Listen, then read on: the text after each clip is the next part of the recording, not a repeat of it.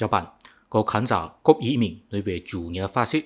Tại vì khi bạn ấy bàn luận về chủ nghĩa phát xít với người nước ngoài, bạn ấy có cảm thấy cái chủ nghĩa phát xít mà người nước ngoài nói có khác biệt với cái chủ nghĩa phát xít trong tiếng Việt. Thật ra trong giới họ cũng không có một định nghĩa thống nhất cho chủ nghĩa phát xít. Các học giả chỉ có thể khẳng định đó là bắt nguồn từ nước Ý và thuộc về kính hiếu, có phản đối chủ nghĩa tự do và chủ nghĩa xã hội, nhưng đó là một từ ngữ bị lạm dụng rất nhiều, bị người ta sử dụng để công kích nhau. Cũng có một điều thú vị là trong video hồi trước, khi mình nói về chủ nghĩa Nazi, có khán giả bình luận rằng đó là bằng với chủ nghĩa phát xít trong tiếng Việt. Sau đó mình đi tra Google, mới phát hiện hóa ra trong tiếng Việt, chủ nghĩa Nazi gọi là chủ nghĩa quốc xã, thảo nào có khiến sự hiểu lầm. Thật ra chủ nghĩa Nazi và chủ nghĩa phát xít không giống nhau, tại vì chủ nghĩa Nazi là thuộc về chủ nghĩa toàn trị, totalitarianism, còn chủ nghĩa phát xít là thuộc về chủ nghĩa chuyên chế, authoritarianism. Tuy nhiên, mình biết chúng đều là khái niệm lớn. Đối với những người không có trải qua sự huấn luyện học thuật, chúng đều là ngôn ngữ mà không có gắn kết với kinh nghiệm cuộc sống. Và nếu để mình từng cái giải thích ý nghĩa trong video, thì cũng sẽ làm khán giả cảm thấy chán nản, tại vì phải nhắc tới nhiều thuật ngữ chính trị nữa, càng thêm nhiều từ ngữ không gắn kết với kinh nghiệm cuộc sống nữa. Cho nên, trong video hôm nay, xin để mình đưa ra một khuôn khổ mà có thể phán đoán ý tưởng của các loại chủ nghĩa hay lý thuyết chính trị.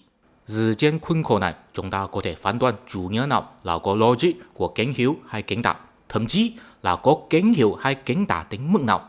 Mình tin rằng sau khi khán giả hiểu biết khuôn khổ này rồi, sẽ không dễ bị choáng váng bởi những khái niệm chính trị lớn và có thể liên kết với kinh nghiệm cuộc sống khi quan sát vấn đề chính trị và có thể phán đoán những tranh luận chính trị như thế nào sẽ có xu hướng cực đoan. Nhắc đến các loại chủ nghĩa chính trị, sự khác biệt đầu tiên là nó là thuộc về kính hiếu hay kính tả. Có lẽ đối với nhiều người, miễn là gần gũi với chủ nghĩa xã hội thì là kính tả, miễn là gần gũi với chủ nghĩa phát xít thì là kính hiếu. Nhưng chúng ta biết rằng chủ nghĩa phát xít đã là một từ ngữ bị lạm dụng rồi, còn chủ nghĩa xã hội cũng là một thuật ngữ khiến nhiều ý kiến trái chiều. Đối với người Bắc Âu, họ sẽ không thấy Trung Quốc có thực sự thi hành chủ nghĩa xã hội. Cùng đa số người Trung Quốc cũng không biết nên giải thích chủ nghĩa xã hội của họ cho người nước ngoài như thế nào. Thế cả chủ nghĩa phát xít và chủ nghĩa xã hội đã là khái niệm lơ mơ rồi, và nếu lấy chúng để phán đoán kính tả và kính hiếu thì càng khiến người hiểu lơ mơ. Vì vậy, chúng ta phải quay trở về kinh nghiệm lịch sử đầu tiên mà phân biệt kính tả và kính hiếu. Đó là cách mạng Pháp vào 200 năm trước. Vào năm 1789, cách mạng Pháp bùng nổ khi bắt đầu chế độ quân chủ không có bị ngay lập tức lật đổ. Người dân tổ chức một hội nghị quốc dân để bàn luận nên giải quyết nguy cơ như thế nào. Khi đó, nghị viên ở đó có phân chia thành hai nhóm. Một nhóm là ủng hộ duy trì chế độ cũ, tức là đặc quyền của quý tộc và giáo hội. Họ ngồi ở bên phải của chủ tịch quốc hội, họ là kính hiếu. Một nhóm khác là chủ trương loại bỏ đặc quyền của quý tộc và giáo hội, họ ngồi ở bên trái của chủ tịch quốc hội, họ là kính tả. Các bạn thấy chưa? Kính hiếu là muốn duy trì đặc quyền truyền thống, kính tả là loại bỏ đặc quyền cũ. Đó mới là logic căn bản của sự khác biệt của kính hiếu và kính tả. Nếu có ai không biết logic này thì sẽ không thể nói rõ ràng về bất cứ lý thuyết chính trị. Sự khác biệt của kính hiếu và kính tả là hình thành trong truyền thống chính trị châu Âu. Đó đặc biệt liên quan đến khái niệm quyền lợi và tự do. Trong video hồi trước, mình cũng đã có nhắc đến rồi. Lấy quyền lợi hay đặc quyền để phiên dịch right và privilege có lẽ sẽ làm người ta hiểu lầm với quyền của quyền lợi. Quyền lợi là một khái niệm pháp luật, đó là bắt nguồn từ hệ thống pháp luật của cổ La Mã. Trong đó có phân biệt người tự do và nô lệ. Nô lệ là người không có quyền lợi, có nghĩa là không có nhân kết trong pháp luật, là tài sản của chủ nhân không được pháp luật bảo hộ, cho nên chủ nhân có thể tùy ý đối xử nô lệ mà không chịu hậu quả pháp luật. Người tự do thì là người có quyền lợi, có nhân kết trong pháp luật, có nghĩa là có được pháp luật bảo hộ. Nếu có ai tổn thương người tự do thì sẽ phải chịu hậu quả pháp luật. Khi chúng ta nói về quyền lợi, thông thường là vì muốn biểu đạt có quyền để làm một cái gì nào đó, trong tiếng Anh gọi là power. Nhưng đó là khác biệt với ý nghĩa của quyền lợi. Đó là đặc biệt liên quan đến sự bảo hộ pháp luật. Có nghĩa là vì có pháp luật bảo hộ cho nên có quyền để tránh bị một cái gì nào đó. Sở dĩ cách mạng Pháp bùng nổ chủ yếu là vì quý tộc và giáo hội có đặc quyền. Đó là có quyền tránh bị lấy thuế bởi nhà vua. đó là vì sao? Là người bình thường bất mãn. Tại vì họ bị nhà vua lấy thuế rất nhiều, họ phát động cách mạng chính là vì muốn nhà vua loại bỏ đặc quyền của quý tộc và giáo hội, cho nên họ kêu gọi bình đẳng. Tuy nhiên sau đó cách mạng Pháp càng ngày càng đi hướng cảnh đạo, kết quả là chế độ quân chủ bị lật đổ, và sau đó sự phân biệt của cảnh hiếu và cảnh đạo xuất hiện lại nhiều lần trong lịch sử sau đây bằng nhiều hình dạng khác biệt. Xin để mình nói lại một lần nữa, cảnh hiếu có nghĩa là muốn duy trì đặc quyền, cảnh đạo có nghĩa là loại bỏ đặc quyền. Có đặc quyền hay không, đó là tùy theo sự phát triển xã hội. Trong một xã hội chắc chắn có một số người rất mãn nguyện với chế độ sẵn có, cảm thấy chế độ sẵn có mang lại lợi ích cho mình nhiều lắm. Cũng có một số người rất bất mãn với chế độ sẵn có và muốn thay đổi chế độ. Tại vì xã hội luôn luôn thay đổi, tình trạng chính trị của một quốc gia cũng vậy. Cho nên ai sẽ mãn nguyện hay không mãn nguyện với chế độ sẵn có, đó là một chuyện không cố định.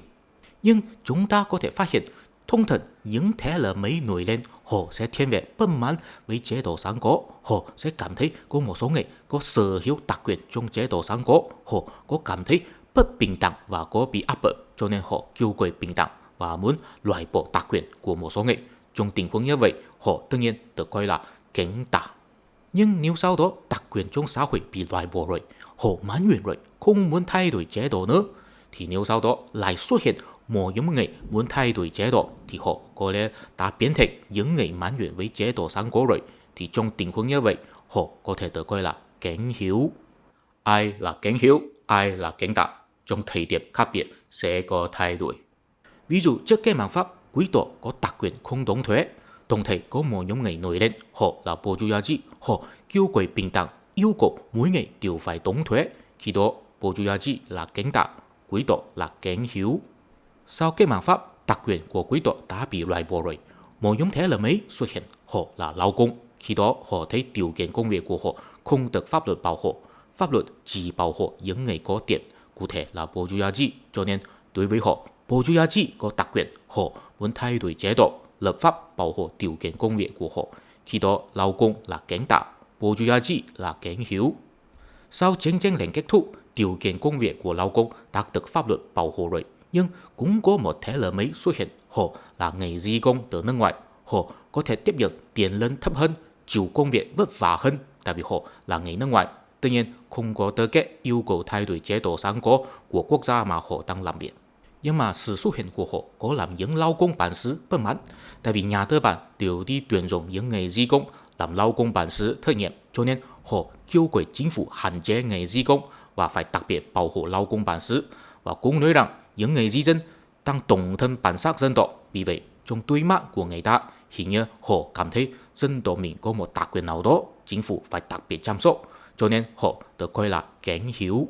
Đồng thời cũng có nhiều người khác kêu gọi rằng chính phủ không nên phân biệt lao công bản xứ và người di công, tại vì nhân loại phải bác ái, mỗi dân tộc trên thế giới đều phải bình đẳng với nhau, không nên bị phân biệt đối xử.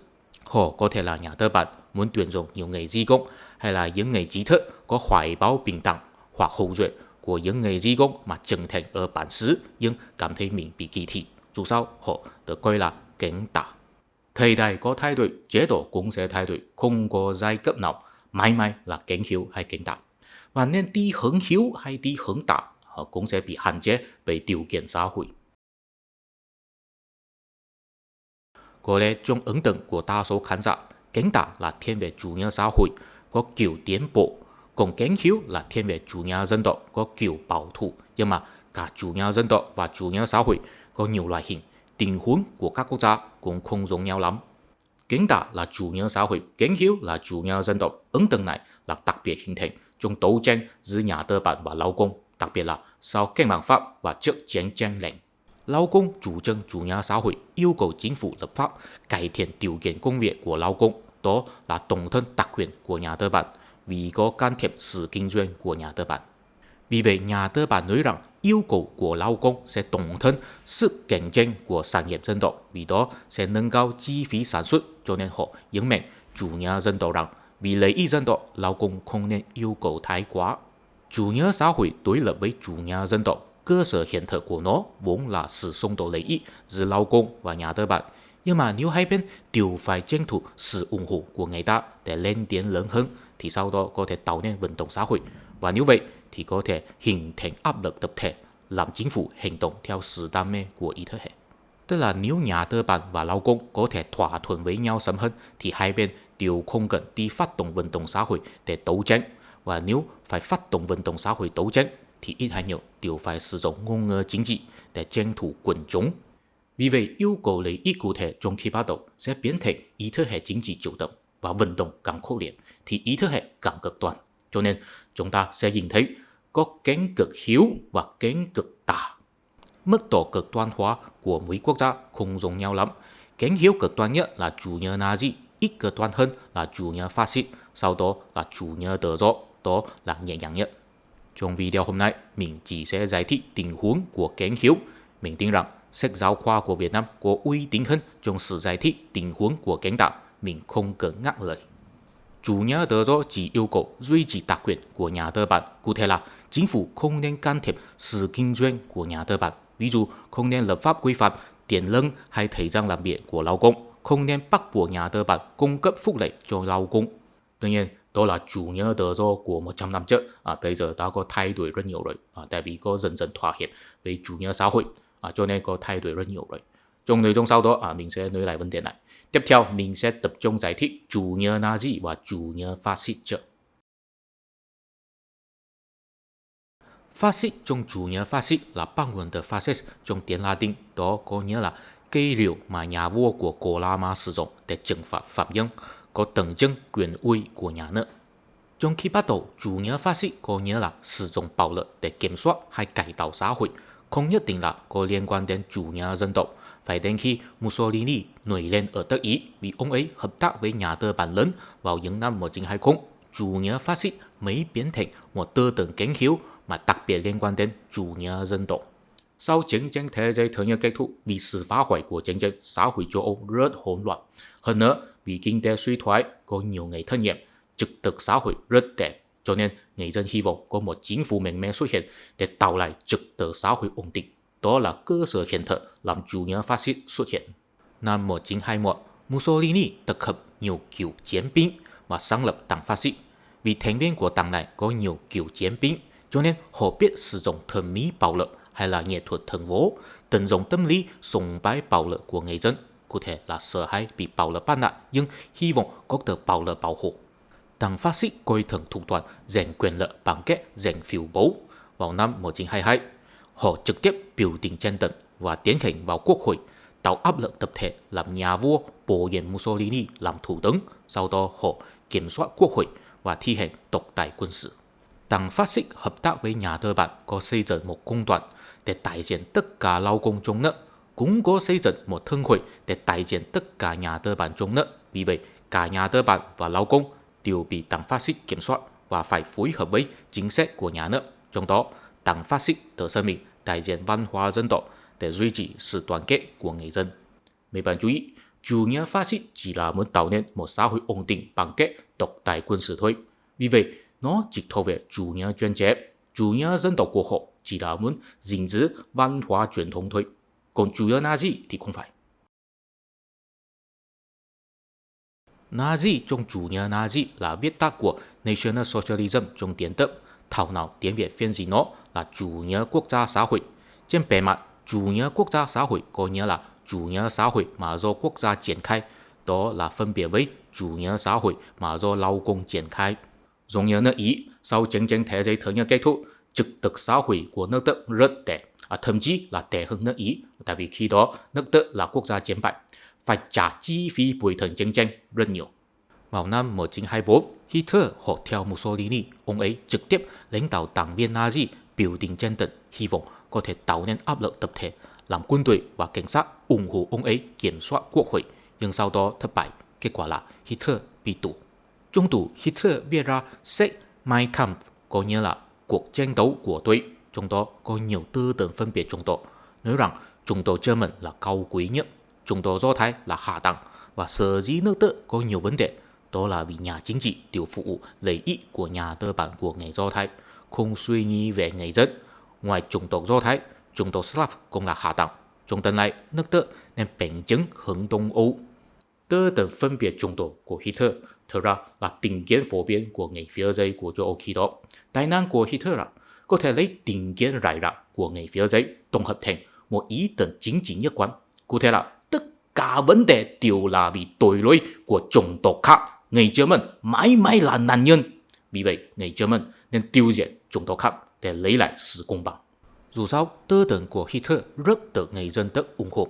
Sau khi Hitler ra tù, ông ấy lãnh đạo đảng Nazi thắng lợi trong cuộc bầu cử vào năm 1932, trở thành đảng lớn nhất trong quốc hội. Ở nước Ý, sở dĩ người dân ủng hộ chủ nghĩa phát xít là hy vọng có một chính phủ mạnh mẽ để hồi phục trật tự xã hội. Tâm lý như vậy cũng có xuất hiện trên người Đức khi đó, và đảng Nazi của nước Đức cũng có học theo đảng phát xít của nước Ý, từng dùng tâm lý của người dân này. Cụ thể là đảng có sáng lập một Schutzstaffel, có nghĩa là tuổi bảo vệ của đảng. Trên danh nghĩa, nhiệm vụ của tuổi bảo vệ là làm vệ sĩ cho người lãnh đạo của đảng, nhưng trên thực tế, thành viên của họ có thể chế tạo sự kiện bạo lực hay duy trì trật tự trên đường phố. Dù sao là khoe khoang bạo lực của họ, từng dùng tâm lý là người dân sợ bị bắt nạt và sùng bái bạo lực, khiến người dân ủng hộ đảng kiểm soát chính trị, xây dựng một chính phủ mạnh mẽ. Đến năm 1934, Quốc hội lập pháp làm Hitler trở thành nguyên thủ, xác lập chế độ độc tài của Hitler ở nước Đức. Sau đó, đảng Nazi cũng là hợp tác với nhà tư bản.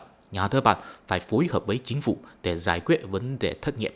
Nhưng chính phủ không can thiệp sự kinh doanh của nhà tư bản, và đảng Nazi cũng là tự thân mình đại diện văn hóa dân tộc để đoàn kết người dân. Đảng Nazi có học theo đảng phát xít, từng dùng bạo lực và chủ nghĩa dân tộc để lấy được sự ủng hộ của người dân. Cho nên người ta thấy chủ nghĩa Nazi và chủ nghĩa phát xít có điều giống nhau. Nhưng ở đằng sau, chủ nghĩa phát xít của nước Ý không có một tâm lý nạn nhân hiển nhiên như chủ nghĩa Nazi.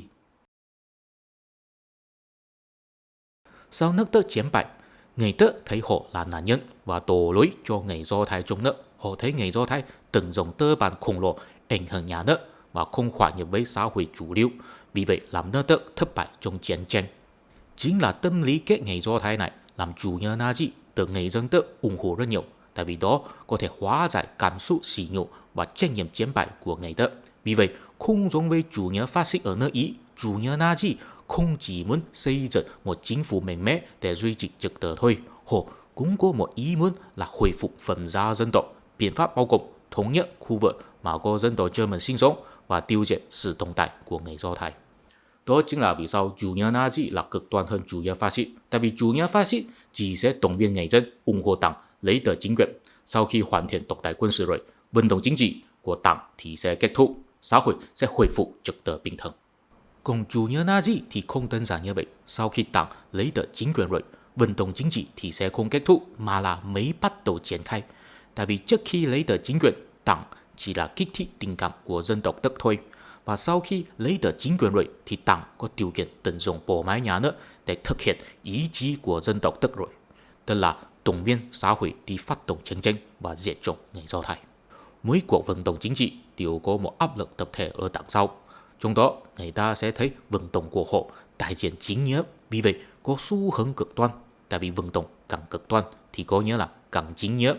Cuối cùng phải cực đoan đến mức là toàn xã hội đều đi tham gia vận động. Vì vậy, trật tự bình thường của xã hội thì sẽ biến mất, tại vì toàn xã hội đều phải phục vụ cho vận động.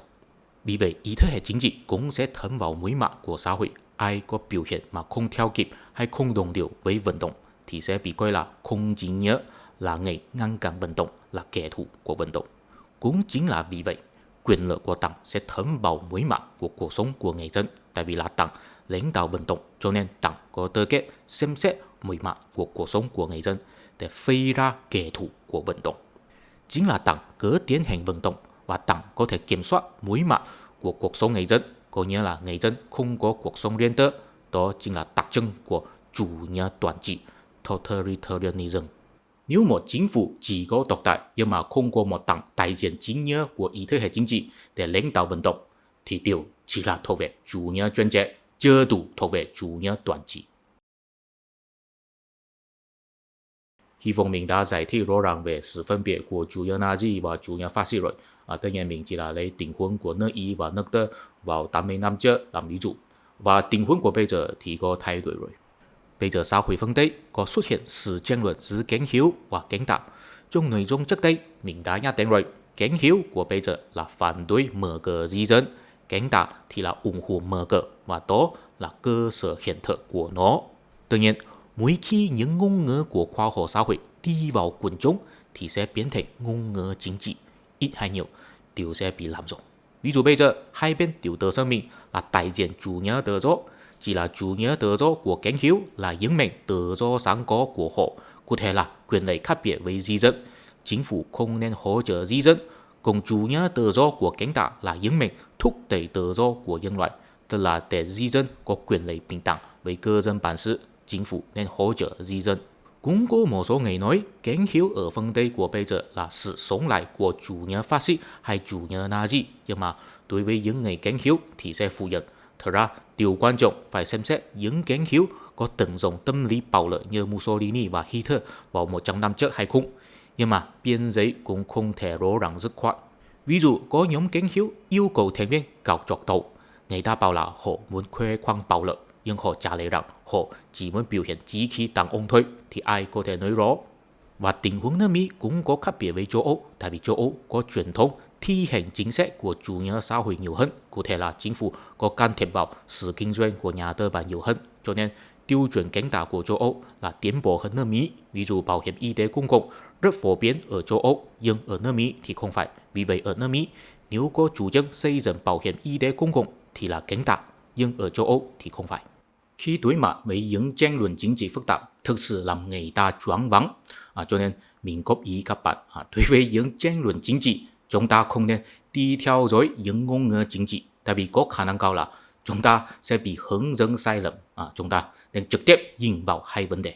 Một là cơ sở giai cấp của những người nói nhiều ngôn ngữ chính trị là gì? Hay là ở đằng sau của họ có cộng đồng hay chỉ có cá nhân? Chúng ta biết rằng sở dĩ có sự tranh luận kén hiếu, kén tả xuất hiện là vì trong xã hội có thế lực mới xuất hiện và thực thách thế lực cũ. Cho nên nếu không có thế lực mới thì không có tranh cãi. Ví dụ sau khi chiến tranh lạnh vừa kết thúc, khi Clinton làm tổng thống, Tony Blair làm thủ tướng, người ta bảo là công đường của họ là công đường thứ ba, tức là không hiếu cũng không tả.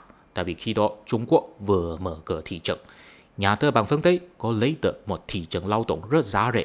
Chính phủ phương Tây có tiền cung cấp nhiều phúc lợi cho người dân. Đại đa số người trong xã hội của họ đều mãn nguyện với lợi thế của mình, không có ai cảm thấy bất bình đẳng. Đó là thời đại phồn vinh của toàn cầu hóa. Nhưng mà đến khi Obama làm tổng thống, vấn đề của toàn cầu hóa đã xuất hiện rồi. Đó chính là toàn cầu hóa có làm một số giai cấp hưởng lợi, cũng có làm một số giai cấp thất lợi. Những giai cấp hưởng lợi là những di dân từ quốc gia lạc hậu và những nhà tư bản có thể đầu tư quốc gia lạc hậu. Họ là cánh tả, tại vì họ muốn tiếp tục, thậm chí làm sâu toàn cầu hóa. Những giai cấp thất lợi là những lao công bản xứ khó tìm việc làm và những người phụ trách cộng đồng nông thôn, tại vì giới trẻ của họ dần dần di chuyển đến thành phố, không muốn ở lại nông thôn. Họ là kén hiếu, họ muốn hạn chế toàn cầu hóa. Miễn là không phải di dân, nhà tư bản lớn, lao công bản xứ, người nông thôn, những người thích nói nhiều ngôn ngữ chính trị, họ đều không có cơ sở giai cấp trong tranh luận kén hiếu kén tả.